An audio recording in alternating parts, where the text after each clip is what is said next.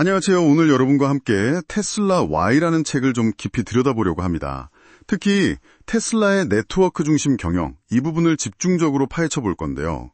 근데 그래서 오늘 저희의 핵심 질문은 이거예요.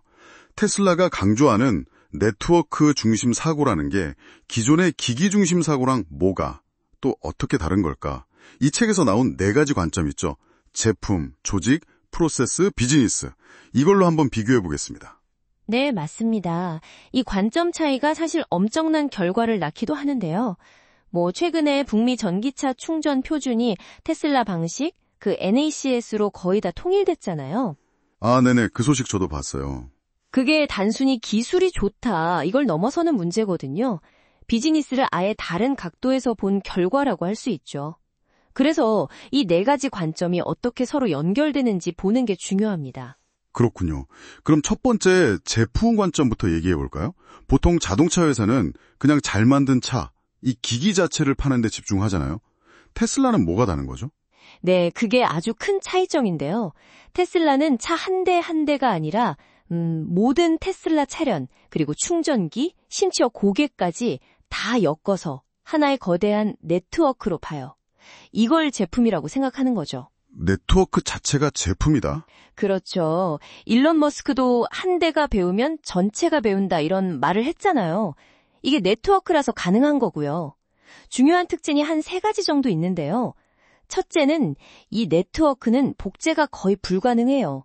고객 경험까지 다 엮여 있으니까요. 물리적인 제품처럼 그냥 찍어낼 수가 없군요. 네. 둘째는 경계가 없다는 거. 자동차, 슈퍼차저, 집밥까지 그냥 다 하나로 연결되는 거죠. 거대한 에너지 네트워크처럼요. 그리고 셋째는 결국 제일 강한 네트워크 하나만 살아남는 승자독식 경향이 있다는 겁니다. NACS 표준 통일된 게 바로 그 사례군요. 정확합니다. 가치의 중심이 하드웨어에서 이제 네트워크로 넘어가는 거죠. 와, 이거 진짜 흥미로운 관점이네요. 그럼 이런 네트워크 제품을 만드는 방식, 즉 조직은 어떻게 달라야 할까요? 책에서는 고객이 직원이다라는 표현까지 쓰던데요? 이건 좀 파격적인데요? 네, 그렇죠. 이게 무슨 말이냐면요. 고객들이 테슬라를 위해서 특별히 뭘 하는 게 아니에요.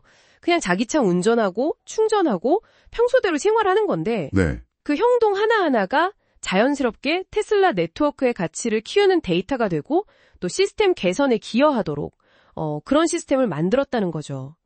책에서는 이걸 협업학습 엔진이라고 부르더라고요. 협업학습 엔진이요? 그게 구체적으로 어떤... 쉽게 말하면 모든 차가 다니면서 얻는 주행 데이터를 중앙에서 다 모아서 학습해요. 그래서 그걸로 자율주행 성능 같은 걸 전체 차량이 함께 개선하는 방식인 거죠. 아하, 그러니까 고객들이 그냥 차를 쓰는 것만으로도 회사 발전에 기여하게 되는 거네요. 맞아요. 고객이 직원이 하는 역할, 즉 기업 가치를 만드는 데 직접 기여하는 셈이죠. 이러면 비싼 마케팅 비용 안 써도 저절로 입소문이 나고 성장하는 동력이 생기고요. 고객 활동 자체가 자산이 되는 구조라 대단하네요.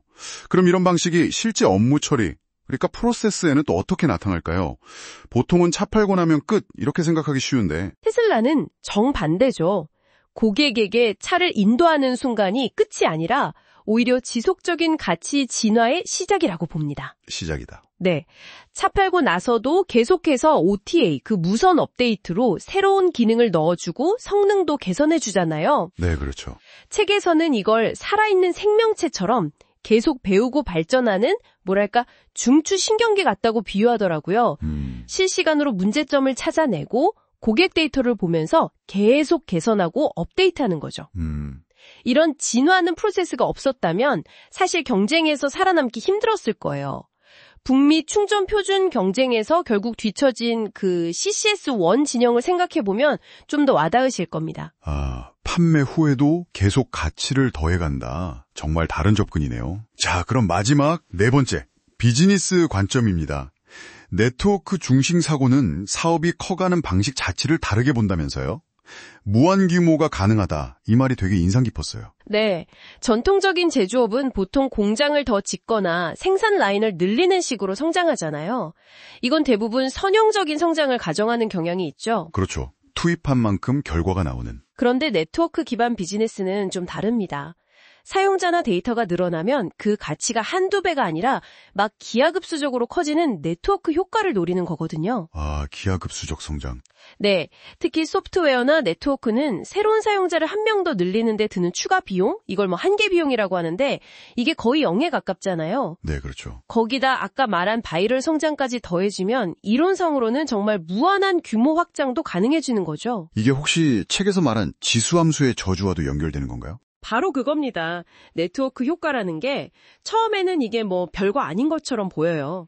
그러다가 어떤 지점을 딱 넘어서면 갑자기 폭발적으로 성장하거든요. 그래서 기존의 선형적인 사고방식으로는 이 잠재력을 제대로 보지 못하고 과소평가하기 쉽다는 거죠. 예전에 GM이 2025년까지 테슬라 따라잡겠다 뭐 그랬었잖아요. 근데 현실은 완전 달랐죠. 그랬었죠. 이 기하급수적인 성장의 가능성을 이해하느냐 못하느냐가 네트워크 시대는 정말 중요한 경쟁력이 되는 겁니다. 와, 오늘 테슬라 Y를 통해서 테슬라를 움직이는 어떤 핵심 운영체제 같은 네트워크 중심 경영에 대해 알아봤는데요. 제품, 조직, 프로세스, 비즈니스 이 네 가지 영역 모두에서 기존과는 완전히 다른 방식으로 접근하고 있다는 거, 그리고 이 네 가지가 또 따로 노는 게 아니라 서로 맞물려 돌아가야 한다는 점이 핵심인 것 같습니다. 네, 맞습니다. 단순히 뭐 기술 하나 도입하고 전력 하나 바꾸고 이런 차원이 아닌 거죠. 기업의 생각하는 방식, 운영 시스템 전체를 이 네트워크라는 관점에서 완전히 새롭게 짜는 것. 그게 중요합니다.